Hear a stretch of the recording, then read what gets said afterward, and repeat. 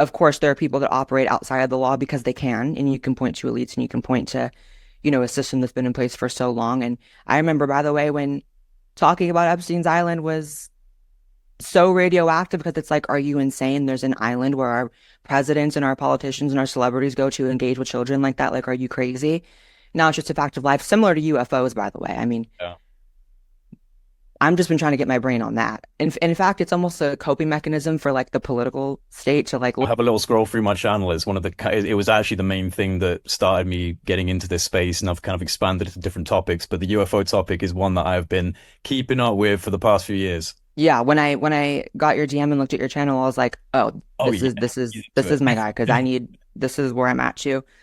But it's insane, and I feel like our brains haven't even caught up. Even speaking for myself as someone who was always a believer in UFOs, not to pivot too much, but to even like come to terms with the fact that we are in a place now where it is confirmed by the government. Like, I don't think I've caught up there. And I know the population hasn't caught up to that because it's almost like nothing even happened when things were declassified and Congress was meeting on this. But anyways, I don't Oh want to no, divert it's too much. cool. Like I don't care. We can go Okay. whichever direction you want to go in. I mean, with the UFO subject, there's a lot of smoke and mirrors, and you're dealing with like Yeah. 7 decades or more of intelligence interference and the mismanagement of narratives. And these people have been going to these conferences and inserting bullshit. And so it's a really difficult subject to kind of traverse because it's just a spaghetti junction of different contradicting narratives and claims, and a little bit like a religious denotation is just people arguing about what the truth is, the government talking about it, the US government discussing it. I mean, it's an interesting thing. It hasn't really reverberated across the world, like in terms of in my country, like barely anyone knows about the US Navy pilots or any of that kind of stuff. If I stopped them on the street, probably wouldn't have heard of any of these people.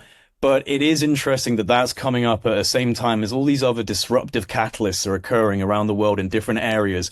And I've talked about that before, that I think that all of these things are in some way kind of going back to that necessary turbulence before order, kind of negativity before positivity. All of these different disruptive agents and catalysts that are happening in the world could all be complementary towards some form of transformation, some transition into a better state of consciousness. And the I UFOs hope in so. particular, me too, Blair, seriously, because we need it. We need it. And I do think that there are some pretty potent accelerants for human consciousness and the kind of elevation of our empathy, but we are in a pretty tough time with it. And I think that there are some very powerful forces that want to keep us divided and conquered. Yes, and my hope is that all of this turbulence is, like you said, an indication that we're actually turning a corner because I do believe, and this is just the way life works. You can see it in the microcosm, probably even of your own life, and I certainly of mine, is that things do get very chaotic before, order, before elevation. And so I hope that. And I think that also one of the things with the UFO topic in general, how it speaks to and the Epstein is that what I see is that there has been such a tight, you know, constriction of information and truths about the world we live in, basic truths, fundamental truths, basic reality is as real as the sky is blue, that they just can't hold on to that information anymore because we are in the age of information and disinformation and, psyops and all of that. But I think that they actually have less of a hold on it now than Yeah. they ever have before. And so we're seeing that like, oh no, we are in a new world. There is Epstein's Island, UFOs are real, and then of course, unfortunately, we regress like, oh, the Trump shooting was fake. We regress, right? Especially in moments of pain and hurt. But I hope there's a corner being turned. I I just don't know how much longer we can go on like this, Yeah, exactly. frankly. No, I mean, I've said this to a lot of people, and basically everyone agrees in terms of I can't envision like the next 2, 3 years, let alone the next 5, 10, 15, 20. I can't even imagine what's going to be going on next year. Everything's just been going so quick, and it feels like things are accelerating at a pace that is hard to keep up with. So people, like you said, people drop things by the wayside. Oh, COVID, it happened. Forget about it. It's like, no, we need to talk about these things because that will help us actually transition into a fairer society. We have to look at these glaring issues that are happening right now and have happened in the last few years. So, the UFO subject is a potent catalyst because just on its own, it's a disruptor of the status quo. It's a disruptor of scientific models. It completely contradicts our position in science and reality. So without even knowing what it is, just having the US government and the Pentagon and the Office of Naval Intelligence go, hey, there are things going around in the sky that are just outpacing our military assets by levels that can't even be achieved by humanity right now. And it's like, that on its own is a pretty potent catalyst for change. Although, like, we could get deep into what I believe in terms of who's got what, because I think Lockheed Martin and Raytheon and some of these pretty Yes. defense contractors have been working on propulsion and energy solutions for a long time in the black world. Oh, 100%. Like I mentioned earlier, I'm really big on patterns because, Yeah. this is a topic that is so convoluted. It's a topic with so many different, both good and bad actors. And it's hard to sort of sniff out the truth, even in the age where you have, certain declassifications and Congress meeting and people talking about it more openly. It's still a lot of contradictory information. But when I look at the patterns, that to me is the stuff I rely on at least a bit more. And clearly, we've had technology for a while that, you know, isn't indicative of necessarily what we believe we've had. And clearly there is something. I'm not going to say it's not human because it could very well be human. I've leaned towards time travel. I've leaned towards, and it sounds so crazy to even say this out loud. I've never even talked about this on a podcast. This is like when I'm just at home I'm figuring glad this out for I'm glad myself I've thing. managed to get this out of you. I'm interested in what you're gonna. Yeah, but I actually think it's a huge topic, and I think that, anyone who says that they don't believe in it now because the government talked about it, I'm as big of a critic of government and as big of a skeptic of anything the government says or does as anyone. However, if the argument is that that's a distraction, it's not, it didn't work, it's not working. It's like it hasn't distracted anyone from anything. If anything, everyone ignores it because it's just too much. It's Yeah. like you can't do COVID to us and then a presidential assassination and then expect us to talk about UFOs. You just can't do it. I can barely do it. This is my first time talking about it publicly, but I believe that we are definitely not the most powerful species on this planet, even. I think that there's probably some form of civilization, I do not know how big or small, that exists. It might have existed before us. It might have been survivors of a cataclysm, that got more advanced simply by virtue of being around longer. I I find a lot of things highly suspect about Antarctica. Mm. And I think that it's very interesting. It's like in this world of like, let's all nuke each other and blow each other up. It's like the one place no one wants to go.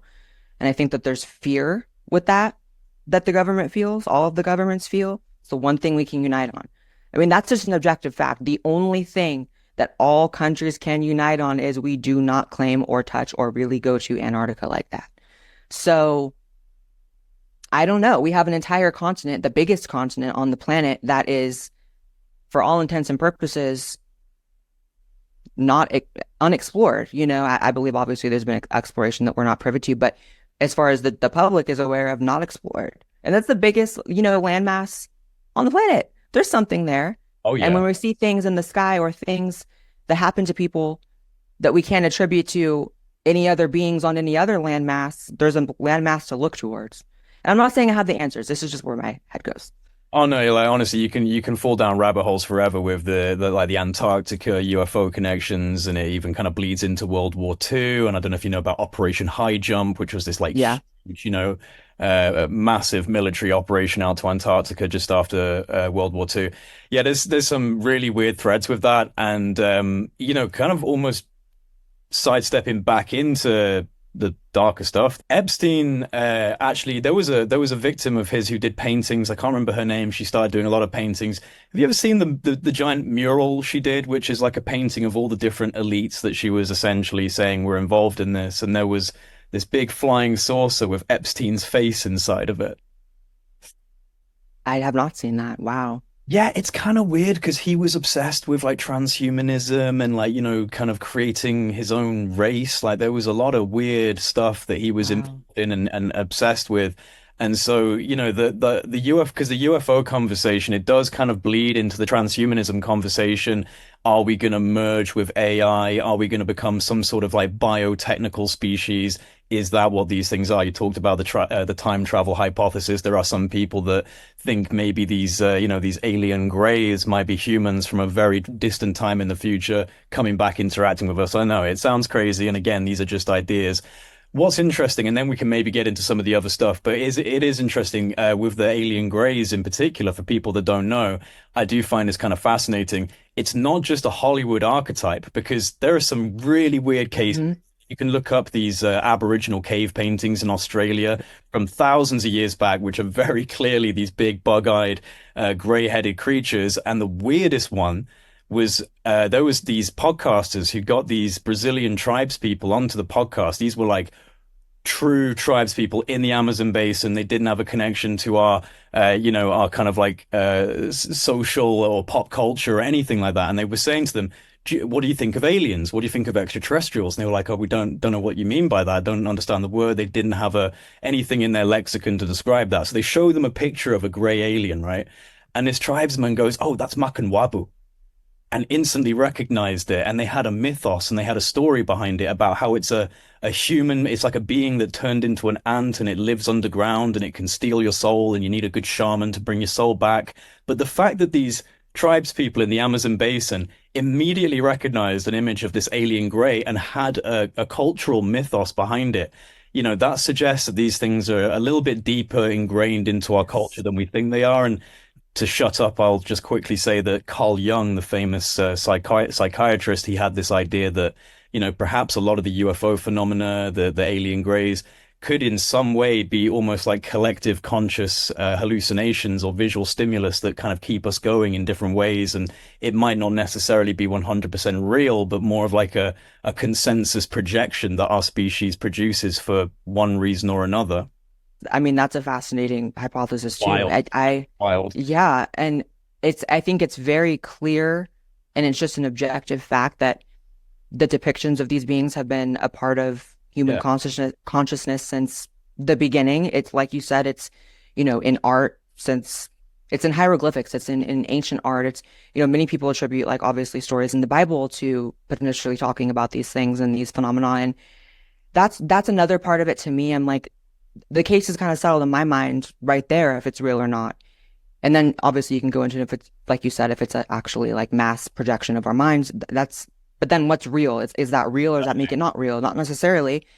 So to me, the only time in human history that we've been, told that this is crazy or that this is like something that's a conspiracy theory or false was like the 21st century. Like that's the only time it seems to me at least. Uh, and every culture has like slightly different kind of explanations for what they are, but like there's so many, like my brain always goes to patterns and I'm like, okay, well the fact is there's something that's the fact. And I personally, I think the one I lean towards the most is that is literally just us. Mm, It's I don't think it's a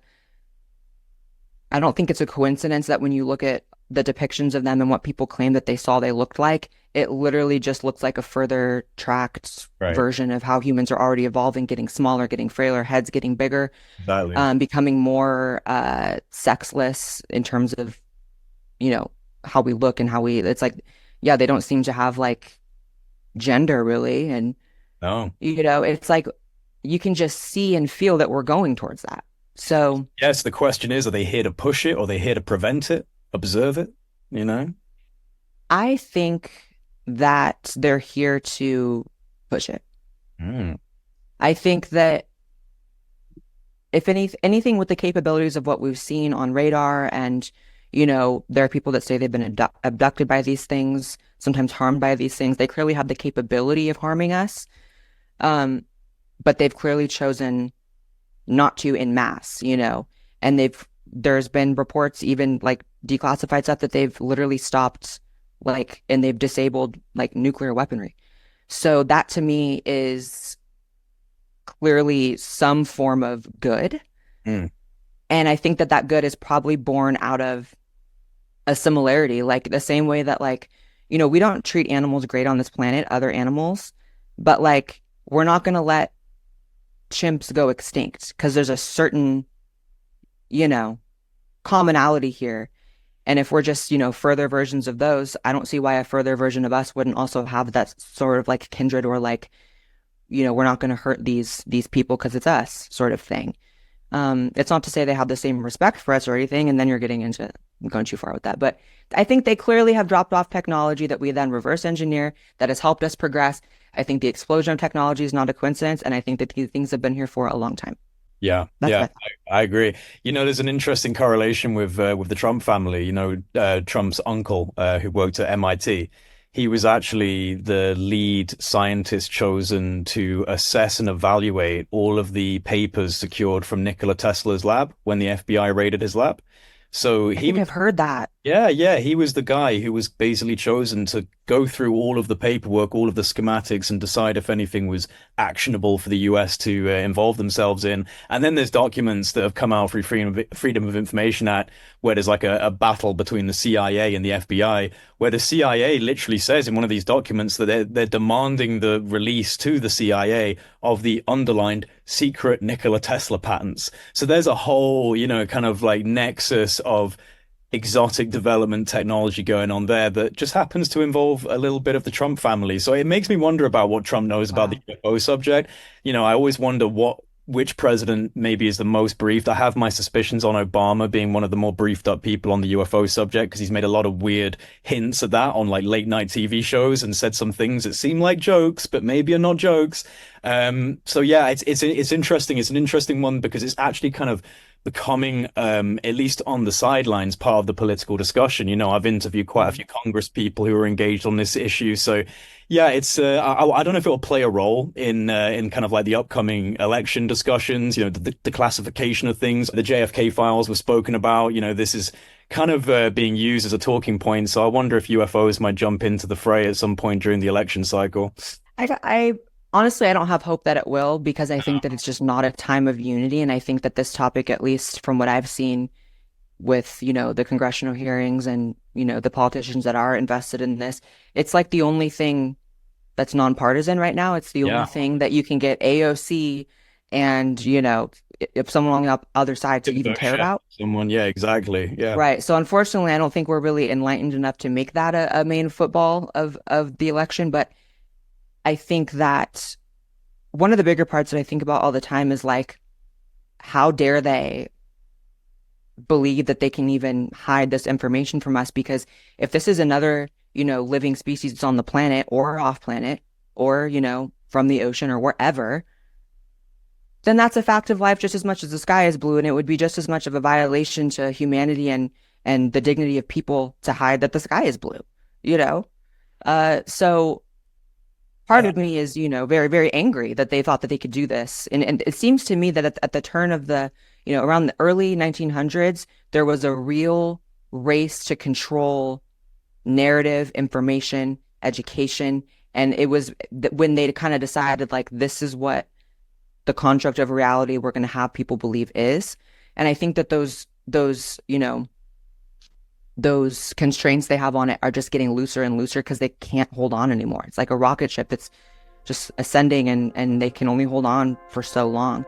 But in a universe with any justice, though, they will not be able to hide a basic fact of life for much longer. Because frankly, I want to know. I do not want to get to old age and die without knowing the truth about, or some truth about it. Like, I don't even need to know everything about it. I just need them to have, enough respect for humanity to be like, yes or no, it's a thing.